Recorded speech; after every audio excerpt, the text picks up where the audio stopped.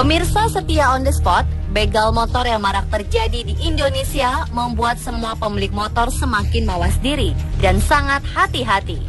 Beberapa juga semakin curiga dengan gerak-gerik orang-orang mencurigakan di sekitarnya. Rasa percaya kepada orang asing nyaris punah dalam diri mereka.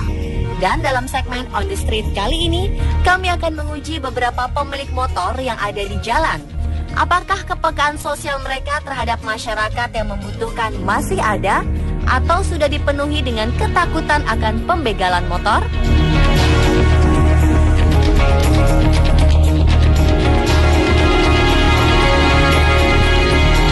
Dalam keadaan kritis, seseorang mungkin tidak menyiapkan uang lebih jika ada kerabat yang sakit. Kali ini agen On the Street akan diturunkan untuk meminjam motor dengan alasan ada kerabat yang sakit. Di lokasi sekitar kampus, kita menurunkan agen pertama, yaitu laki-laki yang sedang membawa anak sakit. Mas, maaf mas, saya nggak tolong mas, boleh nggak mas? Apa? Saya boleh pinjam motornya nggak mas? Motor apa? Motor. Pinjam motor? Pinjam yang lain aja. Mau nganterin adik saya lagi? Iya, ya udah. Naik tuh, angkot bisa. Oh iya mas, makasih mas ya. Mau barang sama ibu, mau naik motor gitu. Nggak ada uang bu buat bayar angkot. Boleh nggak minta tolong bu, minta tolong. Ada saya lagi sakit bu, itu nggak mau nolongin kita ya bu. Anterin sebentar bu. Kalau orang itu mau belanja tanya. Hasilnya, tidak ada yang mau meminjamkan. Bagaimana jika agen yang diturunkan adalah perempuan yang menggendong anak kecil? Mas, boleh minta tolong nggak mas? Boleh pinjam motornya nggak? Saya mau ke rumah sakit nganterin adik saya kasihan. Rumah sakit yang deket aja dari sini. Dia pusing, sabar deket sini aja mas, Puri Kembangan atau daerah situ. Lagi pergi juga nih. Pergi ke mana?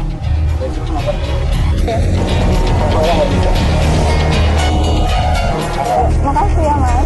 Ternyata sama saja. Tidak ada yang mau memberikan bantuan untuk perempuan ini. Mungkin para mahasiswa dan penduduk di sekitar sudah sering menonton berita pembegalan di televisi. Jadi mereka sedikit takut untuk memberikan pinjaman motornya. Makasih ya. Tim pun beralih ke beberapa toko dan supermarket untuk mencari beberapa target. Apakah kali ini ada yang mau meminjamkan motor?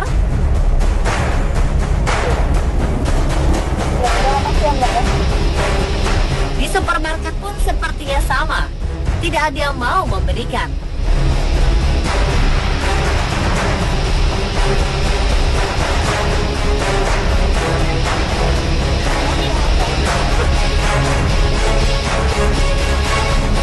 Ada beberapa yang mungkin iba dengan agen kita, namun mereka lebih memilih menawarkan uang untuk naik taksi atau kendaraan lainnya dibanding mengantar mereka ke rumah sakit. Iya saya sebentar doang mbak, sebentar aja.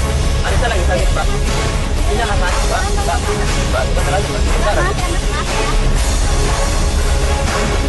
Pemilik motor yang satu ini malah lari ketakutan ketika agen kita mulai meminta pinjaman motornya.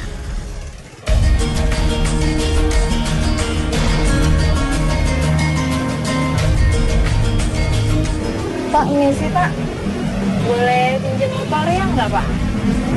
Kenapa emang? Mau kemana? Saya mau ke rumah sakit nganterin adik saya, dia sakit pak, dari semalam dia demam. Aduh maaf banget. Lagi nungguin itu.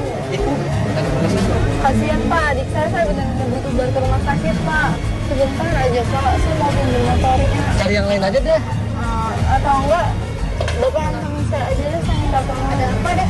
Saya mau pinjam motornya bu, adik saya sakit demam. Saya mau ke rumah sakit. Kita kan lagi ada ini. Kasihan. Pak, anterin aja dulu, tuh anaknya panas.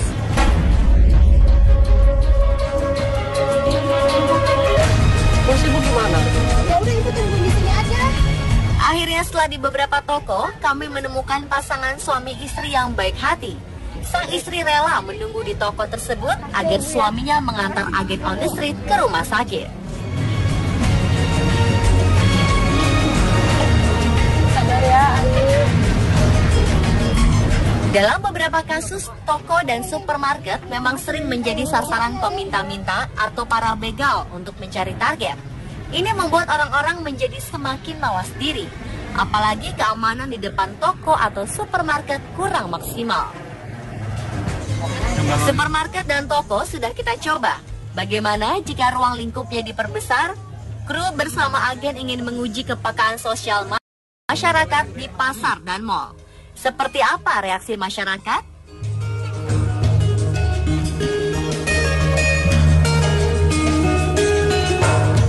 Saya mau kesini cari-cari toko elektronik jangan.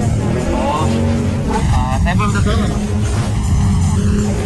Tolong punya motor. Mau ngapain? Ya di sana di kaki. Bentar ya mas ya. Bentar aja. Parah mas. Ada salah gitu parah mas. Saya mau ke pasar. Sorry mas, saya lagi buru-buru. Pulang saya. Ya udah lebih baik gua kasih duit deh. Buat ya. Gua lagi buru-buru. Mas anterin saya deh. Gua lagi buru-buru, lu nggak denger gua. Di pasar ini banyak masyarakat kelas ekonomi menengah ke bawah yang membawa motor. Mungkin target kita ini mau menolong, namun tidak memiliki waktu yang cukup untuk mengantar agen, sehingga hanya memberikan uang untuk naik ojek.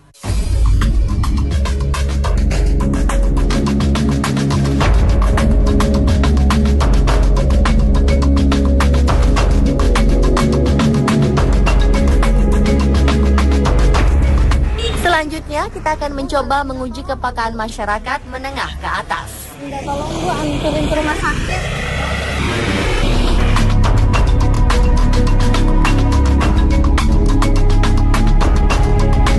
Boleh minta tolong nggak Bu? Anterin ke rumah sakit Bu, saya mau anterin adik saya ke rumah sakit. Rumah sakit Bu? Rumah sakit yang dekat aja dari sini. Oh iya, naik itu aja mbak, naik angkot atau enggak? Kalau aku sih yang lagi sakit soalnya, sorry ya mbak. Ya ampun, kasihan banget. Sorry ya mbak. Makasih ya Bu.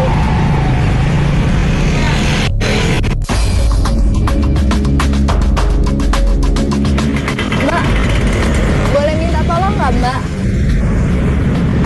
Boleh minta tolong anterin ke rumah sakit nggak Mbak? Adik saya lagi sakit. Rumah sakit Kuris ini Mbak. Kuris ini. Adik saya lagi sakit soalnya Mbak. Saya mau. Makasih ya Mbak ya.